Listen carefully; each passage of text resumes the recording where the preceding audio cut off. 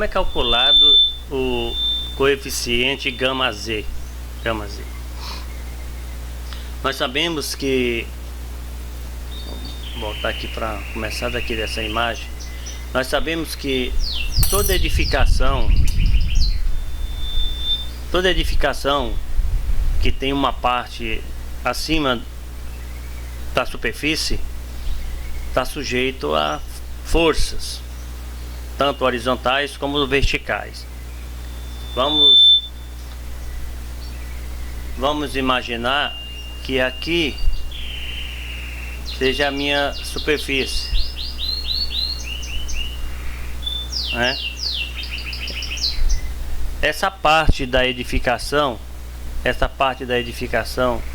que está acima do solo, essa aqui, ó, ela está sujeita a forças horizontais, eu chamo de FH, e forças verticais, eu vou chamar de FV, né?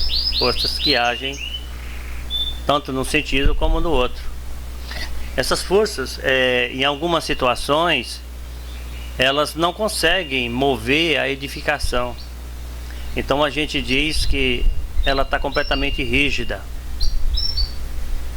No caso dessa primeira aqui, ó, a gente percebe que nessa imagem não há movimento. Então aqui ela está rígida. Quando isso acontece, nós dizemos que ela está estável.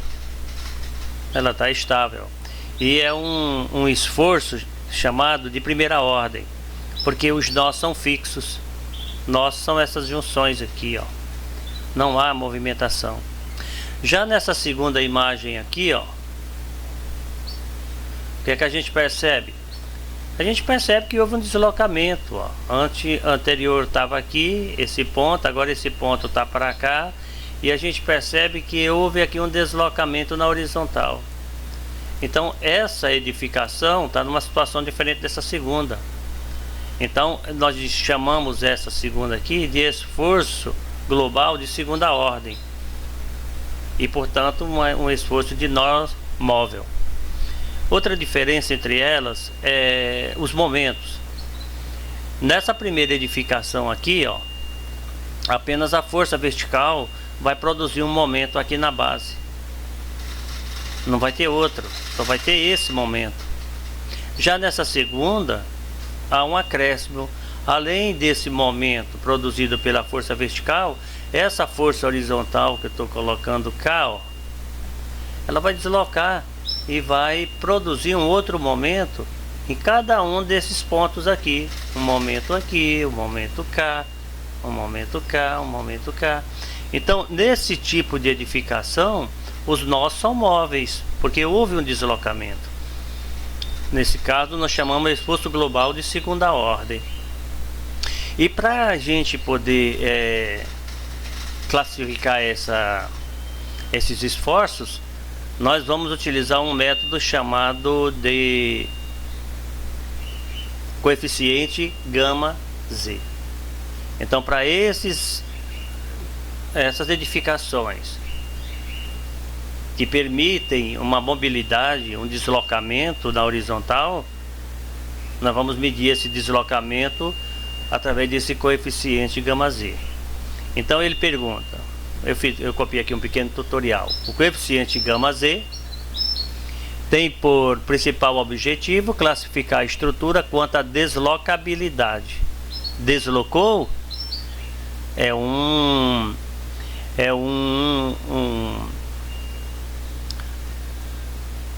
como eu diria aqui, agora me fugiu, é um esforço de segunda ordem, porque os nós são móveis, a fim de destacar o quão significativos são os esforços de segunda ordem globais para o efeito do cálculo, tá?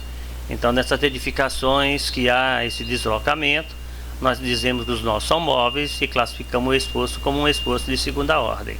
Ou seja, eu vou ter dois momentos a calcular, um na vertical e vou ter também um momento causado pelas forças horizontais.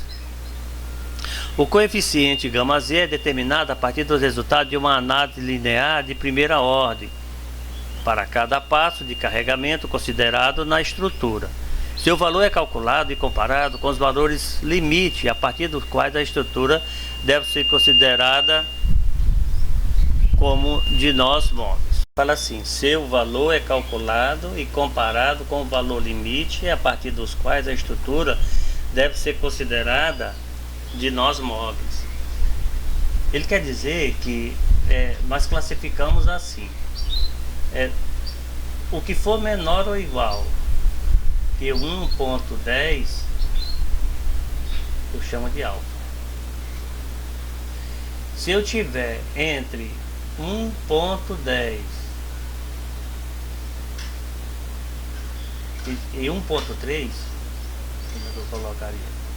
Se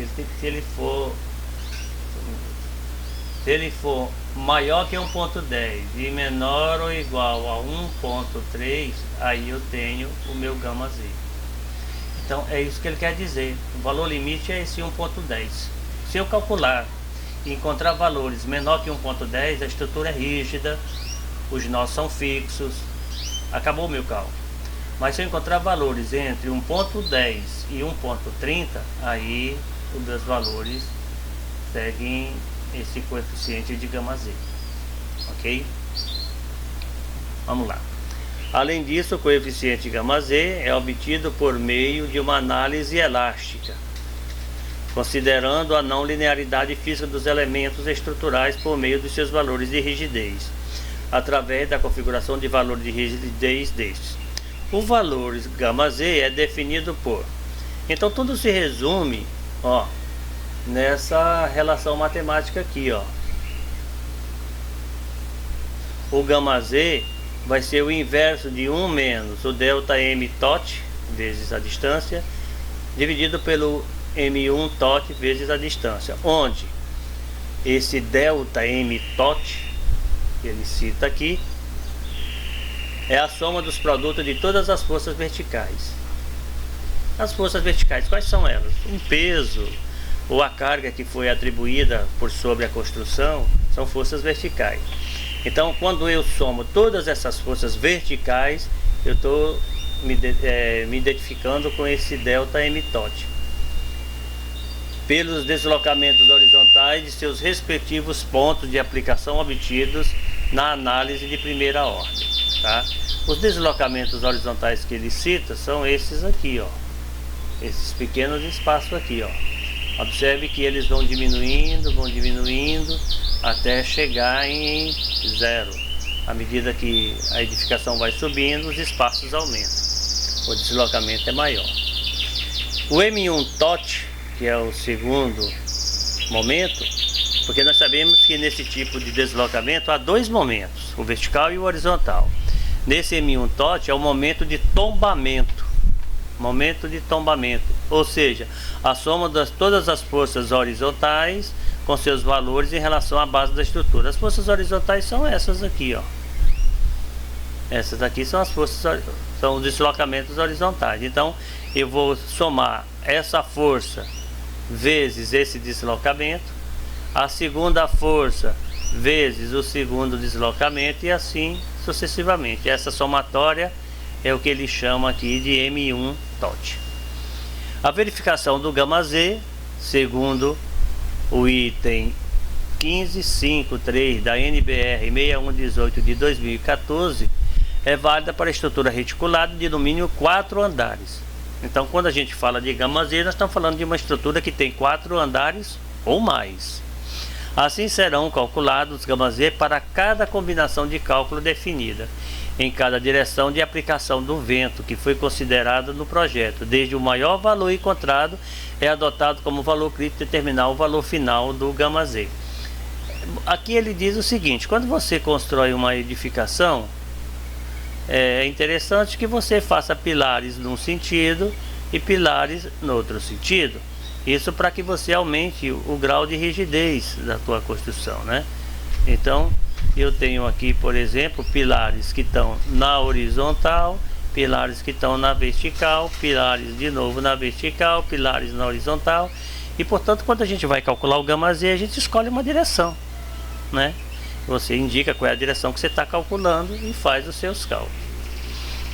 O coeficiente γz tem por principal objetivo classificar a estrutura quanto à deslocabilidade dos nós, a fim de destacar o quão significativos são os esforços de segunda ordem globais para os efeitos de cálculo.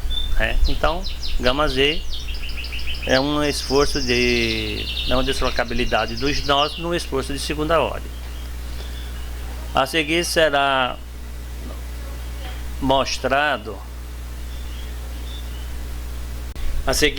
mostrado um exemplo numérico do cálculo do coeficiente γz, no qual será utilizado um pórtico plano conforme a figura abaixo. A figura que ele fala é essa aqui. Para o pórtico foram obtidos os seguintes deslocamentos horizontais com uma combinação de carregamento: 1.3 G1 mais 1.4 098 1.4 de novo. Bom, aqui nós temos os nossos pórticos. Eu vou ter 1, 2, 3, 4 pavimentos, mais um carregamento no teto, 4 pavimentos. E eu vou ter uma altura de 3 metros por andar, então aqui é 3 metros, mais 3, mais 3, mais 3, eu vou ter uma altura de 12 metros.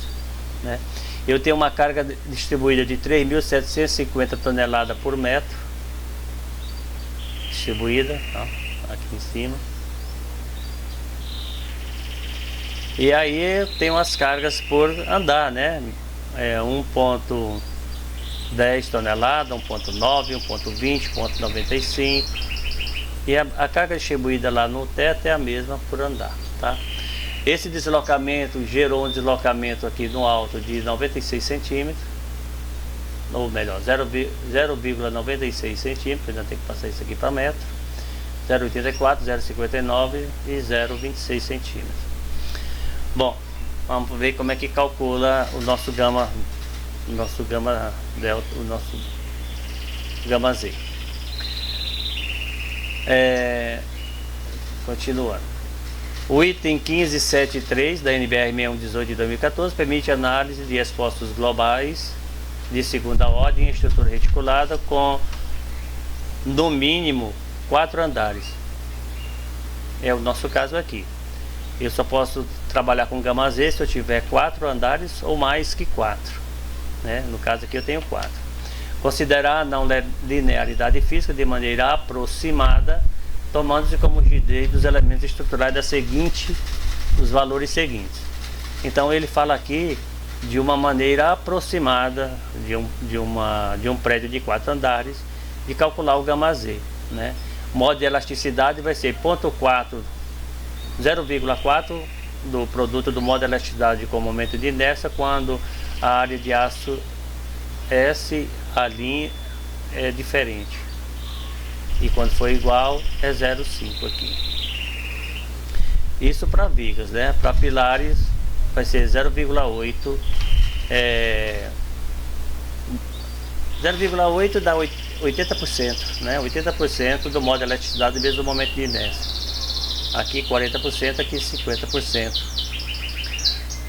Aqui diz que no livro de Ebernick, a não linearidade física de cada elemento estrutural pode ser edificada no menu configurações, análise, sabendo que os valores das forças do vento majorada, considerando a altura dos pavimentos do pórtico igual a 3 metros cada andar, obter o momento de tombamento.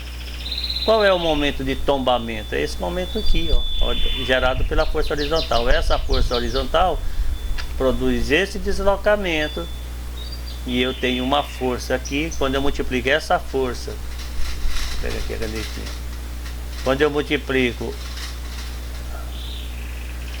multiplico esta força aqui, vezes esse deslocamento, eu tenho meu primeiro momento de tombamento. Vou fazer isso para cada andar.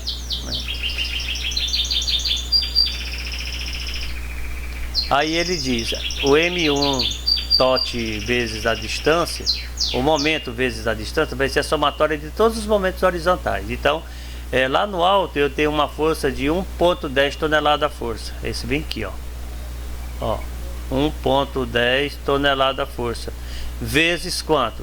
3, 6, 9, 12 metros. Aí eu venho cá e coloco. Deixa eu diminuir aqui a tela para poder ver se dá para ver tudo. Dá.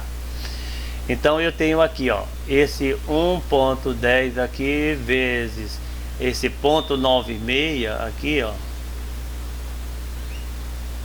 vezes não, essa força aqui de 1.10 vezes essa altura aqui, ó, perpendicular, ó, é a força age na horizontal, a altura vai na vertical, vezes 12, eu tenho isso aqui. Depois eu tenho 1.9, aí tem 3, 6, 9, ele está agindo aqui no terceiro andar, vezes 9. E aí vai 1.2 vezes 6, está aqui. 1.095 vezes 3, está aqui. A soma disso daqui, ó, dá o meu M1 TOT. Dá o meu M1 TOT, né, vezes D. A somatória das forças horizontais, dos momentos horizontais. As forças verticais do pavimento, por exemplo, é de 30 toneladas força. Por que 30 toneladas? Porque é 3.750 toneladas por metro. Como são 8 metros, observe. Bem aqui, ó.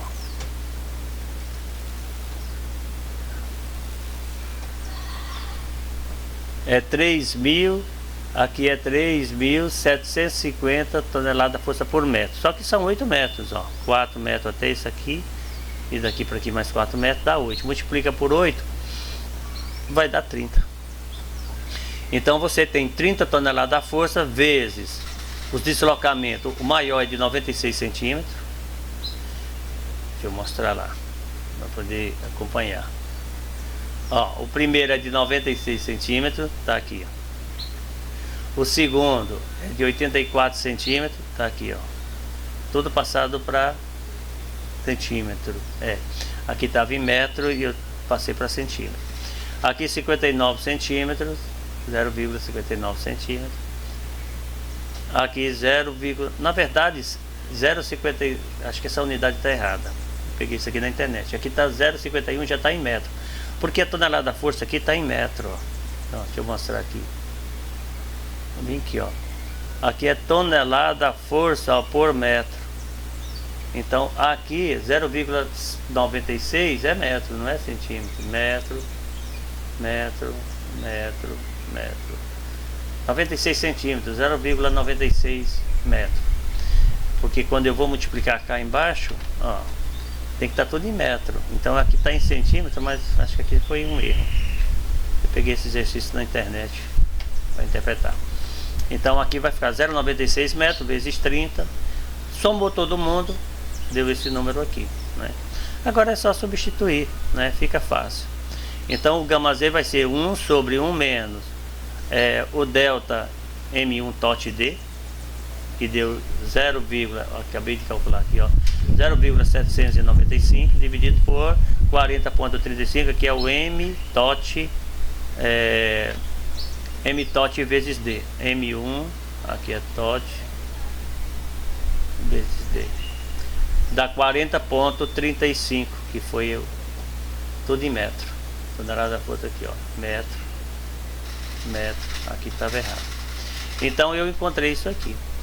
Esse gama Z, ele varia de 1,01 até 1,03, né? Se for menor do, não, é 1 ponto, é o contrário, tá errado aqui, é 1,10, 1,3. De 1,1 até 1,3. De 1,1 para baixo é o alfa. E do 1,1 até 1,3 é o gama Z, né? Então aqui deu 1,02. Deu 1,02. Ó, no exemplo, o valor de gama Z ficou abaixo do limite máximo para a dispensa da verificação mais precisa dos efeitos de segunda ordem. Gama Z menor do que 1,10. Menor do que para mais informações sobre outras maneiras de se avaliar a estabilidade global da estrutura, recomendamos o artigo. Aí tem um outro artigo. Conclusão: para poder ficar como gama Z, aqui tinha que dar maior que 1,10. Quando dá até 1,10 é o alfa. Então o cálculo acaba aqui, não precisa continuar. Se você calcular o alfa, você verifica se ele é uma estrutura de nós fixos ou móveis. Deu até 1.1 é nós fixo, deu acima de 1.1 é nós móveis. E quando você calcula direto o gama Z, você já tem as duas coisas ao mesmo tempo. Você já sabe se é fixo ou móvel em função do valor que você encontra para gama Z. Eu sei contar gama Z com 1.02, a estrutura é de nós fixos. Então, nesse caso, o cálculo acaba bem aqui, ó. Deu 1.02. Deu abaixo do gama Z, que vai de acima de 1.1 até 1.3. Nesse caso, o meu cálculo acabaria bem aqui, ó. A minha estrutura é rígida. Ela dispensa qualquer cálculo a mais que isso.